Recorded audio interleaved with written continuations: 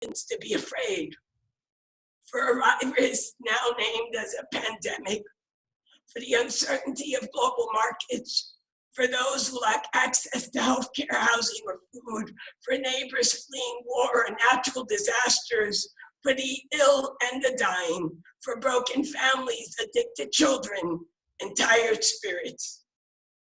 We have much to fear, and so here we are, assessing our fears, holding them up into your light. We confess, as the church has done through the centuries, that the hopes and fears of all the years are met in thee, O Lord.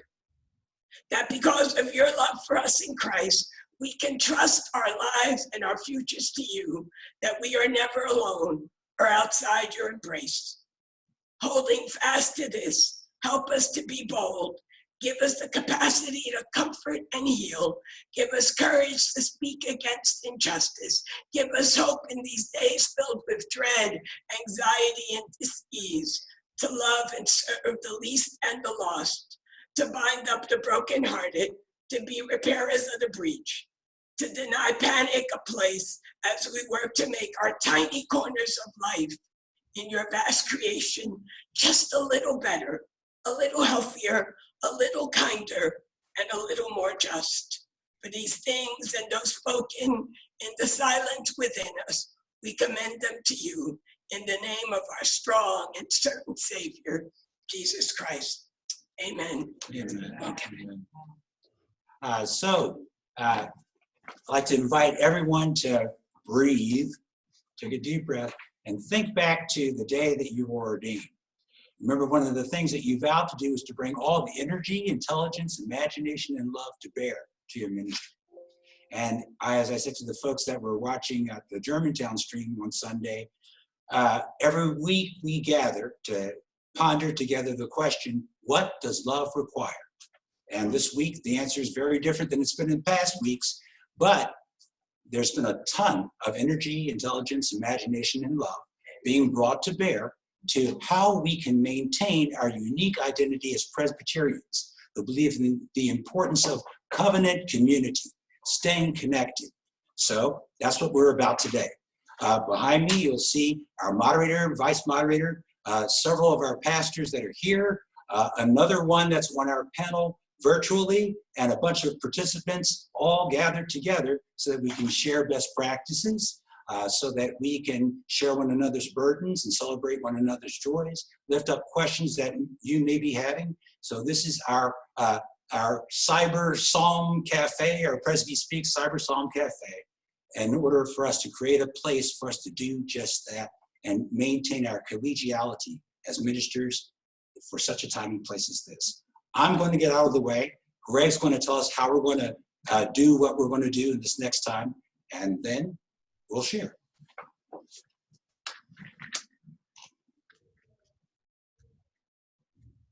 Hello, folks. It is good to see you all, and also to see a list of folks that are participating.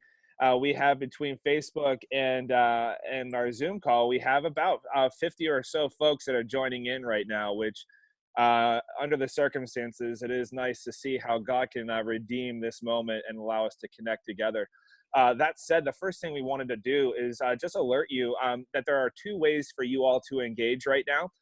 First of all, this is a Zoom webinar versus a meeting for those of you that are still learning the ins and outs, which means if you're an attendee of this gathering, you will not be seeing yourself visually, and your mic is actually not going to be turned on. You'll just be seeing us as panelists.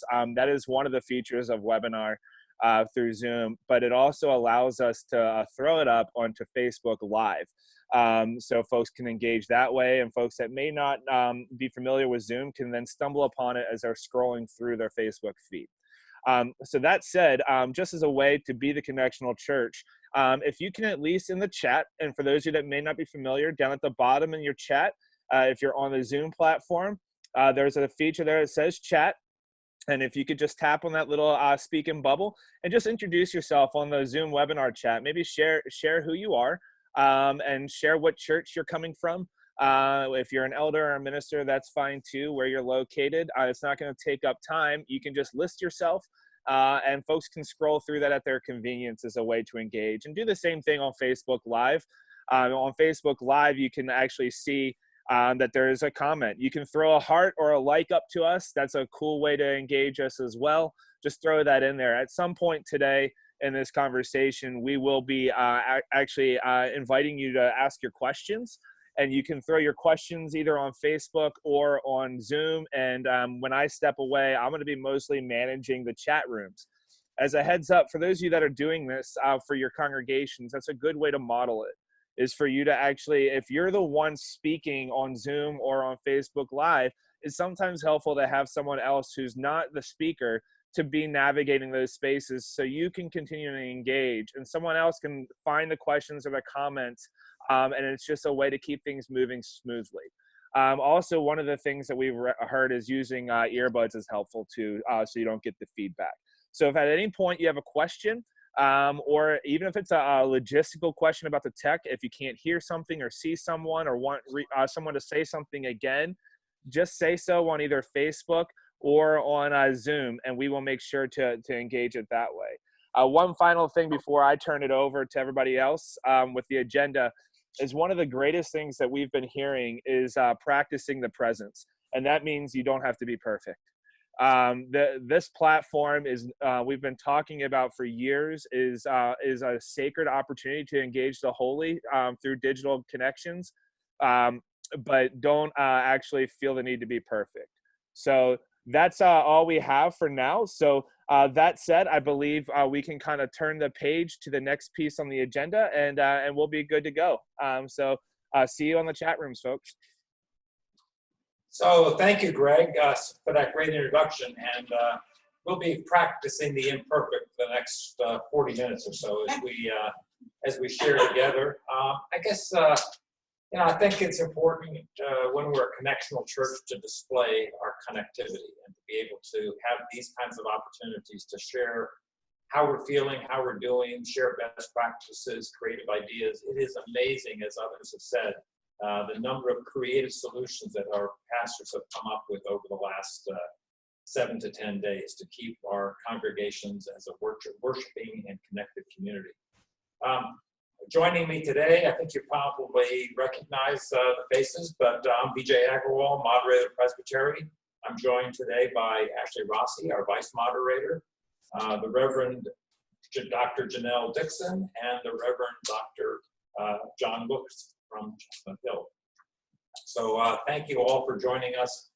We're going to have a very interactive discussion today, and I would just lead it off by saying, maybe to us as panelists and all those online, how are you feeling today? What is your personal state of mind, your reaction to the events over the last week? I'll actually start, because since I knew I was going to ask that question, I'm thinking about it.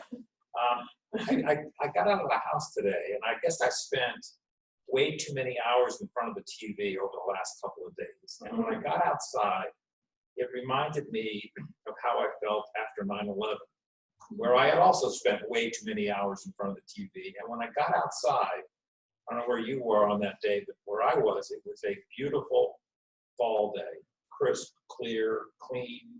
It was just hard to imagine all the trauma, stress, and anxiety that was going on in the world at that time. And it was hard to see how we would come through that and what the new day would look like.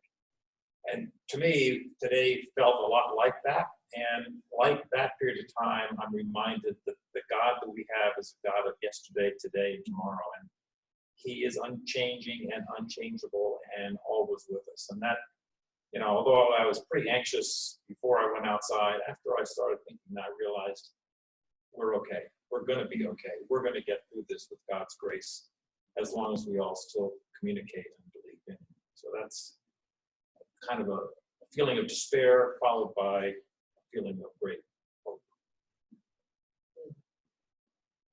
Any others want to share how you're feeling?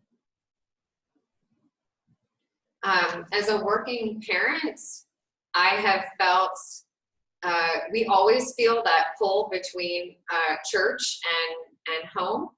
And I feel like this has only intensified that pull, where I want to be a presence for people in my church, which is hard to do when you can't physically be there for them. And a lot of us have now been tasked with schooling our children at home. God bless teachers. You're amazing. So we're trying to maintain a sense of normalcy in both places and to be a non-anxious presence in both places for our parishioners and for our families, I think is a real challenge. And so that's where I'm at as a working parent, just trying to maintain normalcy for everyone who I love and am called to care for.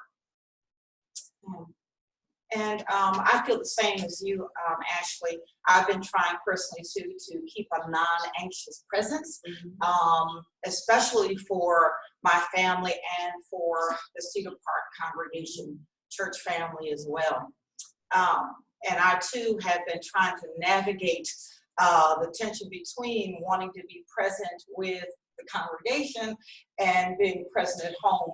I have a high schooler. In fact, he's in 12th grade, scheduled to graduate. And of course, there is some concern about what that's going to look like, if it will happen at all. And also being tasked with being the teacher at home, which has been the case all along. However, it is much different for us today. In fact, just before I left home, I left a set of instructions for what was to be done in the way of schoolwork before coming here. And so hopefully that will certainly come to bear when I get back. But nonetheless, one of the things for me that's been important during this time, two things. One, I'm looking at this sort of wilderness experience, an opportunity for me personally as a pastor, as a mom, wife, and so forth, to exercise self-care. It's something that I have not been great at prior to this season.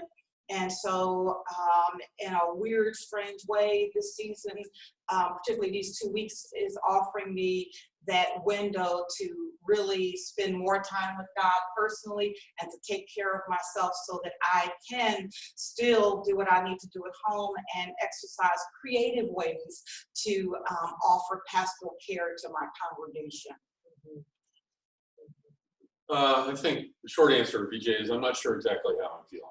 And I think that's part of the reality of all this. I think there's no playbook for the moment in which we find ourselves. I think the 9/11 reference is really helpful. And at the same time, this is so much different than 9/11 because our impulse was to gather together, and we can't do that. So we have to figure out different ways of connecting and being community. And I think the other piece of it is you know, we talk about 2 weeks, which now may be 8 weeks, and we talk about one Sunday or 2 Sundays, which may be past Easter. So I think the word I've been using a lot is improvisation, which is not making it up, but which is relying on your muscle memory and what we do best. What we do best is worship and care for one another. How will we keep doing that in different ways, but kind of relying on our tradition, our legacy, kind of those bedrock values and practices. And it's been interesting because, you know, our staff is dispersed, our membership is dispersed.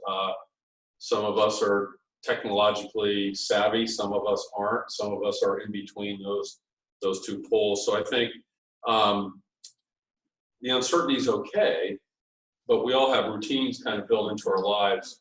All of that's out the window right now. Yeah.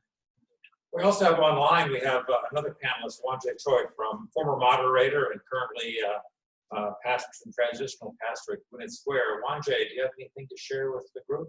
Well, I found it very difficult to just keep up with the every 15-minute change of what was going on. It was really hard. I was responding to my congregation and concerns about what we were going to do, and then following the news, and then making kind of the decision that we're going to, you know, when I heard the governor of Pennsylvania ask for, you know, we're in Montgomery County, the church is. So that was really, I felt more decisive for us than it was for what we were struggling with. But that was really what was causing me a lot of stress, was just every 15, 30 minutes, everything was changing. So, you know, it was, and it's changing so quickly. We talk about how everything happens so quickly nowadays, but this past 2 weeks, it has really brought that to light. And trying to be still, to be spiritually still in a time like this, I think is really difficult, and it helps us to really kind of reach back into what we believe and how that can really help us in this moment, kind of spiritually speaking. So I thought that was the juxtaposition between what was going on and what I want to do for my church and for my family. And so it's been quite difficult, and I appreciate all the prayers that are being lifted up now for everyone more than ever. Yeah. A little bit about how decisions that we were grappling with 5 days ago, and really some pluses and minuses. Now, in retrospect, 5 days later, so I go, okay, of course we won't do this and we will do that. I mean, now the rate of change is what's really shocking. We had if I may, we had a session meeting just a week ago tonight, and we were talking about what precautions are we going to take for Sunday. All right, we'll take the hymnals out. We'll not pass the offering plate. We'll think about communion in a different way. And by Wednesday, the NBA canceled its season, and Tom Hanks declared that he had the virus. And then we made our decision about Sunday morning, about an hour before the governor's speech. So we felt very prescient anyway in knowing what was going on. But just how quickly and in real time decisions, not just news was coming to us, but decisions had to be made. And in retrospect, we kind of laugh about Tuesday night. What on earth were we thinking? And when in fact it was all so clear a week later about what we were going to do. Hindsight is a wonderful thing. Absolutely. It's a terrible way to steer, right? Absolutely. So that's a great lead-in, John, to another question. How did folks online, how did you make the decision? What was your thought process, and how did you come to whatever decision you came to for worship this Sunday? Yeah, so Karma was in the same boat. We had put a motion out to our session saying, oh, we're going to do all these things for Sunday, non-contact. I'd ordered these little communion cups with the wafers and thought, we are good to go. And then literally 2 hours after I sent out the motion, I was like, this is obsolete. And our session gathered for a Zoom meeting and made, we decided no activities in our church through March.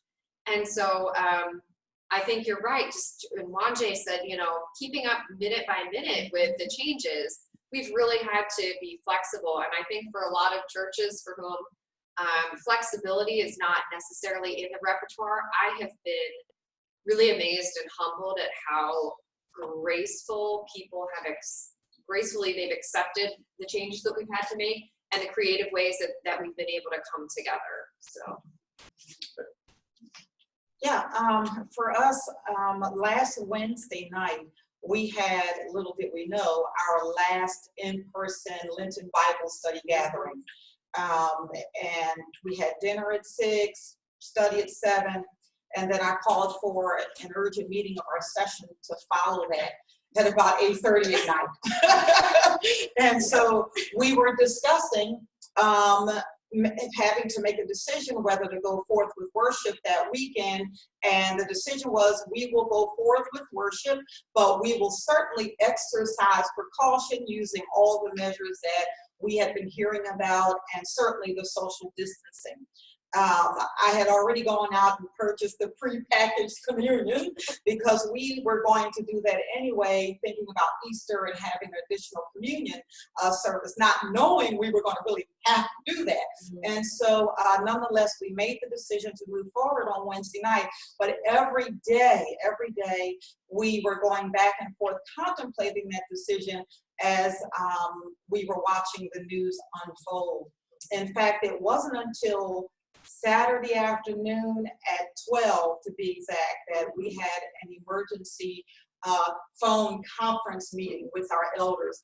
And I have to let you know, this was after several conversations with Reverend Ruth and Reverend Taylor, my colleague, and quite a few email exchanges from John and Cheryl, different ones of us in the clergy in Northwest Philadelphia group. And so it was a very difficult decision, very painful, even emotionally, particularly for us because Cedar Park is a small family congregation. who for us, gathering in person, touching, hugging, and loving on each other is so integral to who we are. Not that it's not for anyone else, because I know it is, but you know, we really were struggling with that. But the one thing that we came out with was that our first priority is the stewardship of our people. And even with a small congregation, the majority of our congregants are in that in the elderly population. And so their well-being had to come first for us. So it was a difficult decision, but we made it. Some of you know we have been live streaming for a while now. We have an amazing multimedia ministry manager, Oscar Payne. We finally called him Dr. Oz. He works wonders behind the scenes. So for us, it became a necessity that we kind of step up to the learning curve very quickly, because to this point, we had not really been taking full advantage of the potential and the capabilities of using our multimedia ministry. But now that's going to be, it's right here for us. But that's where we are right now, how we came to our decision at this point. And we should add, this is not we are not shaming congregations who got together on Sunday in any way, shape, or form. These are just decisions that our panel came to. Mm-hmm. And as you know, Janel just noted, they were difficult. This was not an easy blanket, yes, no, do.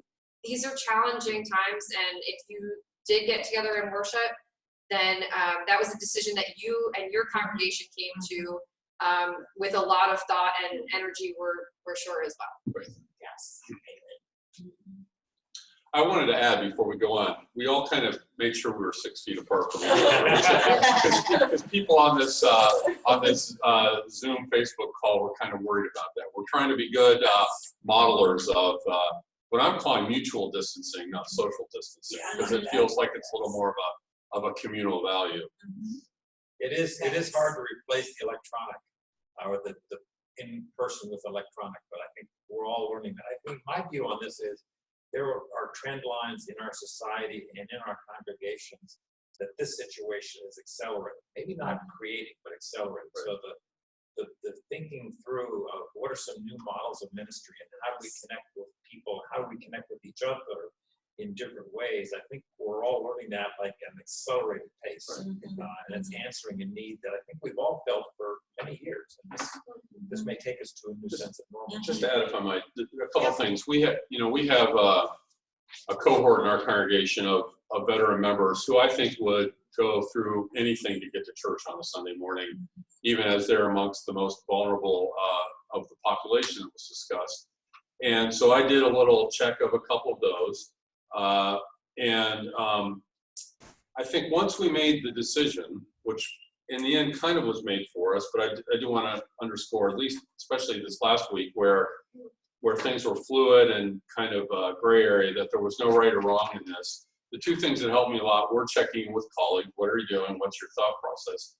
But after we made the decision, the kind of sense of communal relief was almost palpable. Yes. So that was a really confirming dynamic when our members across the age spectrums, from parents with young kids to our older members, saying thanks. This seems like, for us at least, the right thing to have done.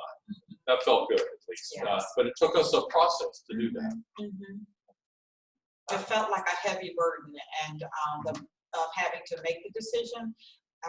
And like you said, once we made it, it was like, whew, the burden has been lifted, the yoke has been taken off of us. And when we look back, we were very proud of the decision that we made at the time. So, yeah. Greg, can others on the line also give comments, or how do we?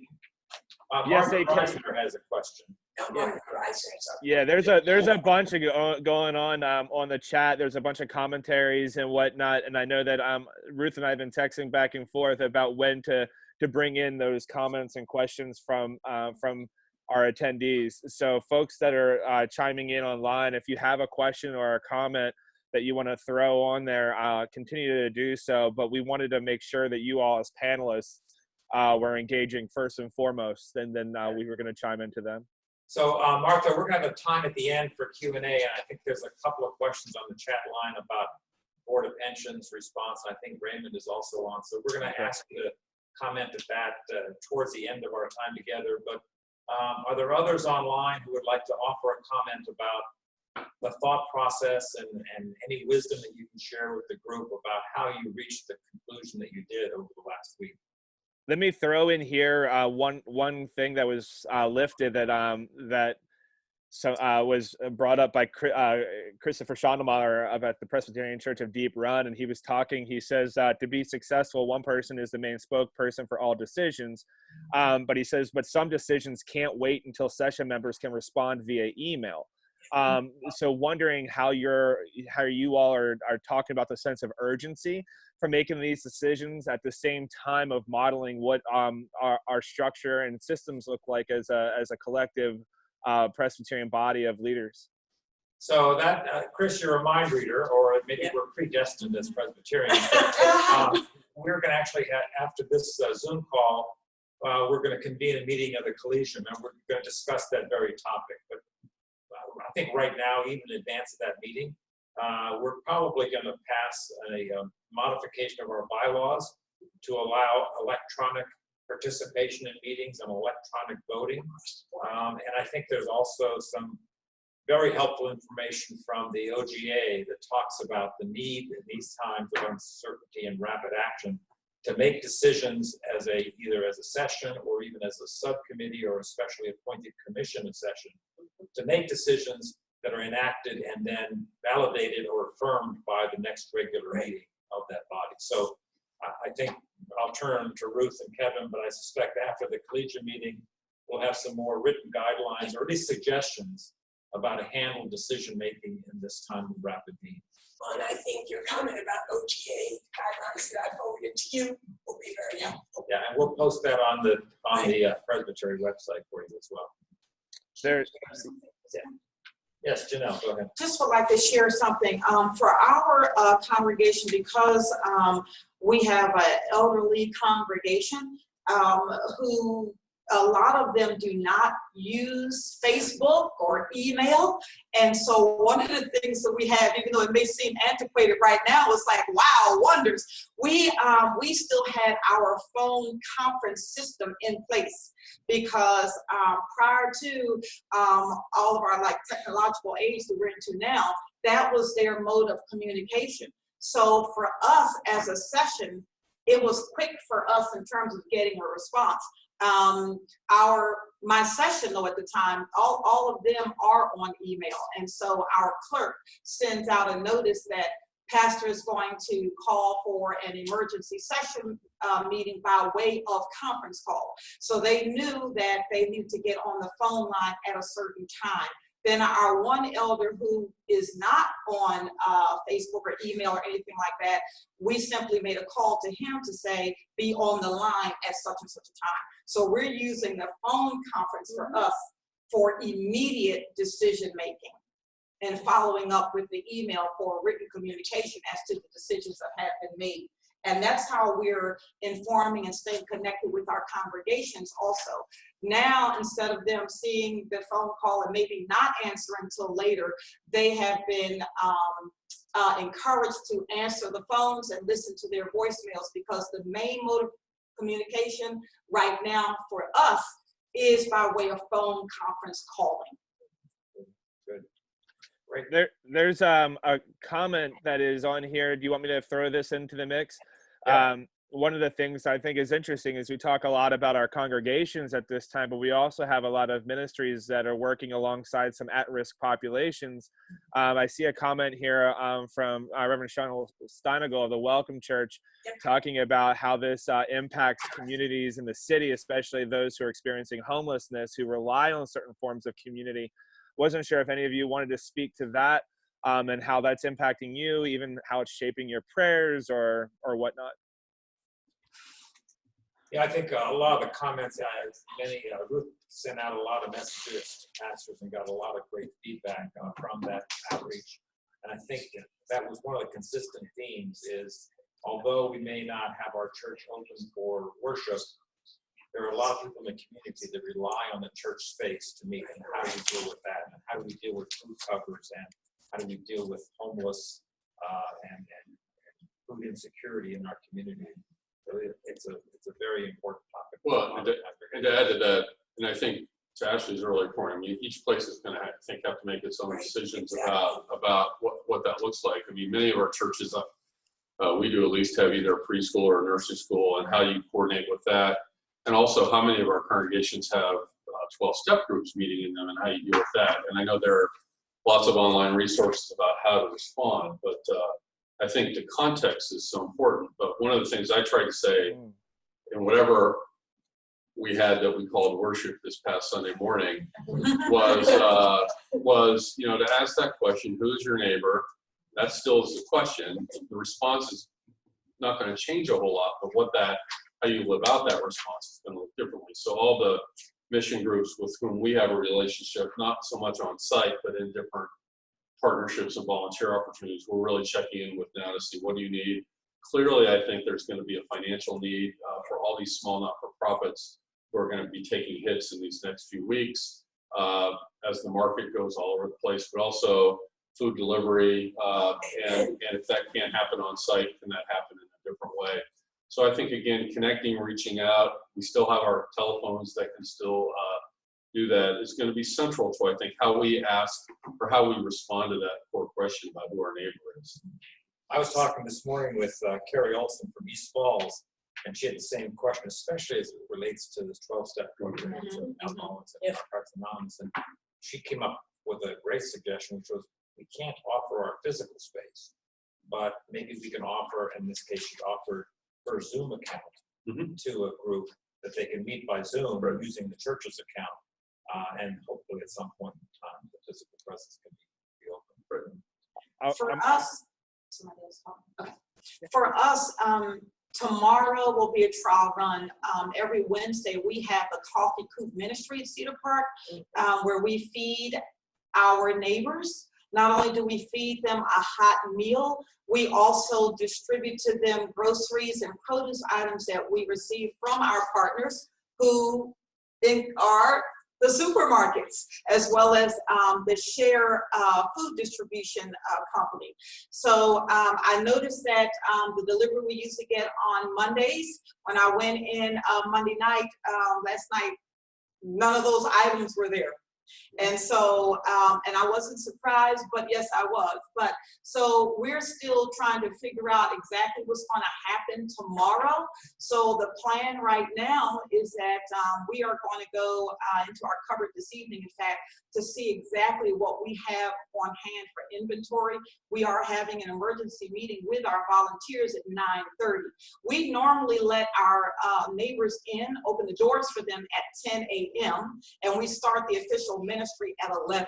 We already decided that we would not open the doors at 10 for them to fellowship and have coffee hour like they are accustomed to. I will be meeting them in the morning early. They line up as early as 8, even 7:30 sometimes, while they're waiting to get in the building. So I'll be out early in the morning to let them know that we will not open at 10 for them to sit and fellowship, but that we will be opening probably a little bit after 11, because our plan right now is to actually pack grocery bags for them with the supplies that we already do have on hand, so that they can come in and receive those items, and certainly using all of the precautions that have been mandated. As far as the ministry, we normally have prayer and a short sermon during the time of our ministry, which has been integral to the success of that ministry. So in lieu of that, I am tonight going to be preparing prayer cards that also include our phone numbers and the different ways they can reach out to us if they have needs. But every week they will get a different prayer card that will be in their grocery bags that they can take with them. So we'll see how that goes tomorrow. Again, it's trial and error, because every day, every hour, things are changing. But that's the plan right now, if that's helpful for anyone. I'm going to move on a little bit because we are running a little short of time. I wanted to reserve some time at the end to answer a couple of questions. I would recommend highly something I know has been circulated around for many of us in the Presbytery. It's an article by Andy Crouch, Love in the Time of Coronavirus. I'm sure you can Google that. We'll post the link on the website. And to pick up on John's comment earlier about improvisation, that doesn't mean that we're not prepared. It just means that we need to be flexible and nimble. And as you think about the decisions that we made so painfully, I guess it also, this article was written 3 days ago, so it's out of date already because the situation's changed. But some things I think are going to continue. But as we think about those difficult decisions that we grappled with a week ago or 5 days ago, think forward. The decisions that we're going to have to make. What are your thoughts about how we go forward from this space and confront the things that we're now seeing that maybe we didn't see 3 or 4 days ago? Well, I think hovering over all of us is Holy Week and Easter, and that's not going to be at the end of what this predicted time frame might be, but it's far enough away that I think we're going to be itchy to do something that'll feel different than whatever we're doing now on a Sunday morning. And how can we do that with integrity, with authenticity to who we are as a congregation? I was talking to a friend of mine this morning, and remembering our Calvinist roots, you know, Easter is just when we celebrate Easter, it's just a date imposed in a calendar system. Resurrection is true every day, all the time. So we want to be mindful of that date, but not be artificial about it. So, and so what will it look like as we kind of move through Lent? I think it's not totally accidental that we're in the Lenten season through all this. So to think about Holy Week, what that'll look like, what Easter will look like, and then what coming back on whatever Sunday that's going to be is going to look like. Then all these things we do in between, caring for one another virtually, meeting the needs of our most vulnerable members and in our community, as we talked about, and what a kind of new routine that we hope is not going to be a permanent routine is going to look like as we figure stuff out. So you know, that's what I'm wrestling with, at least today. I guess for me, it's we're in an environment of change, and change begets change. And things that we're doing today, we could have never imagined doing, you know, in the old days, like last week. Right? So as I think about the going forward, is like, how do we take some of these learnings and make that part of our ministry and make that part of our congregation going forward? I think that's the sustainability of the things that we've learned is what I'm tracking. Wonjae wants to get in. Wonjae. So I was going to just respond to some of the practical questions that some of the medium to smaller churches might be facing in terms of struggling with giving that is already insufficient for the bills that need to be paid for the church, or their staff who is part-time. And a question I saw was there unemployment available? And I think that you need to check with, you know, financial people, but churches are exempt from unemployment. And so you do not, as a church, if you exercise that right to not, to opt out of unemployment insurance, your church does not have an unemployment account for anyone to apply for unemployment. So that's actually not an option for you. One of the questions we have, Martha, who is our regional representative from the Board of Pensions, if you and your church can try to figure out how you can have some of the fees or support from the Board of Pensions, that might relieve funds from your church to support your part-time staff. So I think you have to get creative and you financially creative to be able to support what those what your needs are going to be, and try to figure out how your church is going to manage with the offering that does come in between now and then. If your church hasn't started online giving, that's something that you're going to have to think about really quickly. And the board, the Presbyterian Foundation is a great way for you to start that up and running in a time such as this, if you haven't already gotten that on board. And then trying to figure out how we can support one another with resources and ideas, and be there for each other in answering these questions that there's an answer somewhere, but in my 75 things that I have to take care of right now, I might not be able to figure out the answer myself. Let's continue to stay in touch with that. So I think, Greg, you're going to try to get Martha. That's right. So we see some context there saying, how can we contact Martha Reisner? Well, what's nice is that you can contact her right now. So she's actually joining us on the line. Martha, welcome to our conversation. Thank you. Appreciate being welcomed to your gathering. I'm not sure, I didn't have a particular question. I wanted to listen in for what the concerns and questions would be. I think I did put in there in the feed somewhere that there are resources available from the board to cover members for of any of our medical plans for testing. The coronavirus testing will be covered 100%. No copays, no deductibles, nothing like that. We're also waiving the teledoc fees for people in the PPO and EPO medical plans, which is most of our members, at least through the end of June. So those are a couple immediate sources of relief. There's also additional information on our website on pensions.org. As far as contacting me, I will type my phone number and email into the chat line, and I'm happy to answer more specific questions from anyone and everyone. Yay, Martha. Yeah, that sounds good. And we can probably put a link to that page on the Board of Pensions site on our Presbytery site as well, so we have easy communication. As Raymond has done for the online giving. That's right. Raymond's on top of that already. There you go. Some of us are more digitally savvy than others. Thank you, Raymond. That's Right, great. but I would also encourage your parishioners to mail in their checks to the church if they're not comfortable with online giving. I think we have to meet people where they are, and for many of our church members, giving is a spiritual discipline that doesn't need to stop during this coronavirus outbreak, and for us to honor all the ways that they want to exercise their discipleship and to participate in the church life, that we can continue to do that.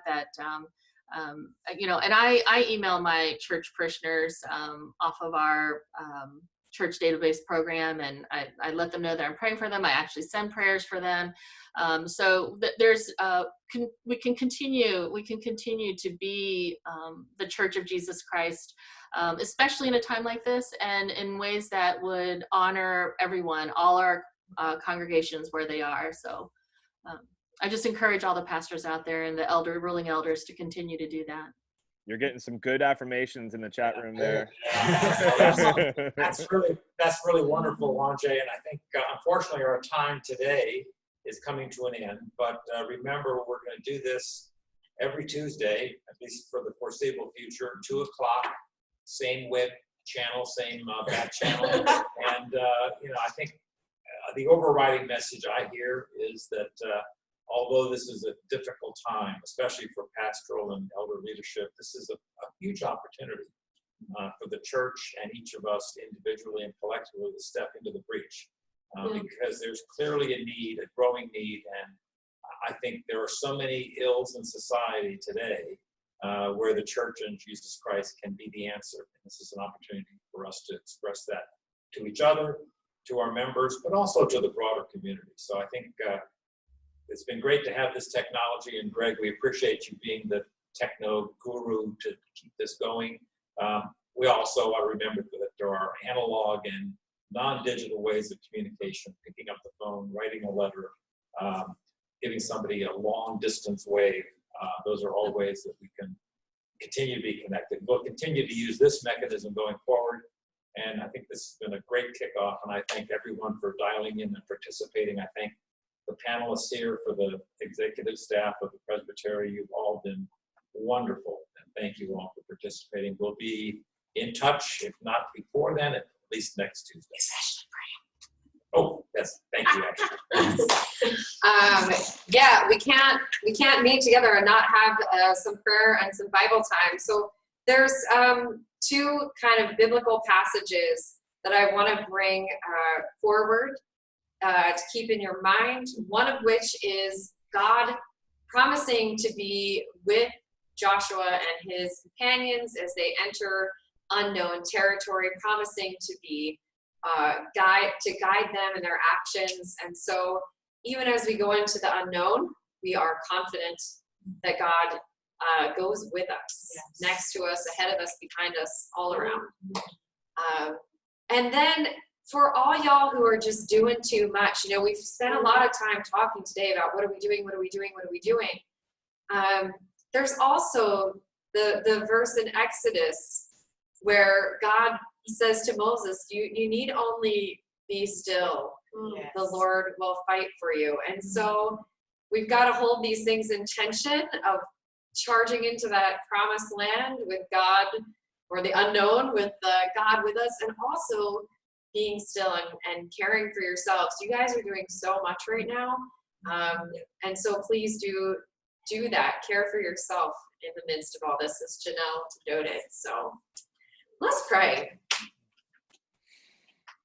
Good and gracious holy God, who goes with us into unknown territories, who always fights on our side, and who loves us all deeply and unconditionally.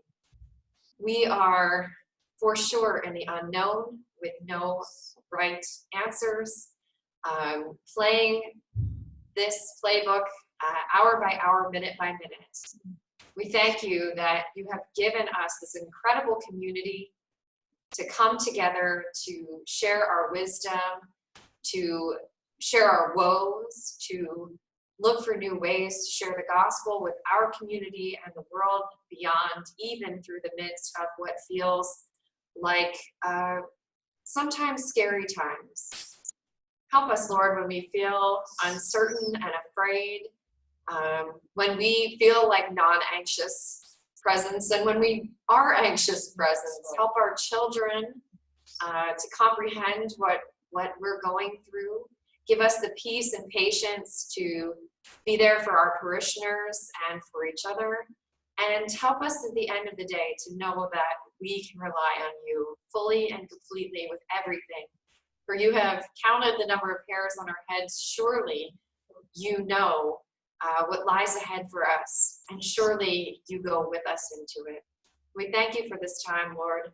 Help us to leave this place refreshed and ready to deal with whatever the news cycle has to give us today, that we may trust all these things, even our very final breath, unto you. In Jesus' name, amen. Amen. Thank you all. Thank you. Amen. See you all next week. God bless. Take care. Yep.